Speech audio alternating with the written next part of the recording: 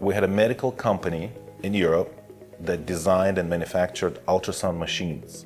They have developed the whole product, they're ready to ship it out to their customer, but they were missing a crucial cable. It was a very custom cable that they could not source it. They told them it was going to be probably a year before they can get that cable. And we, using our connections in the industry, were able to cut that lead time to a couple months. So we helped them with those cables. They didn't have to redesign. They didn't have to spend a lot of time getting the redesign approved. We're spending cost for the redesign.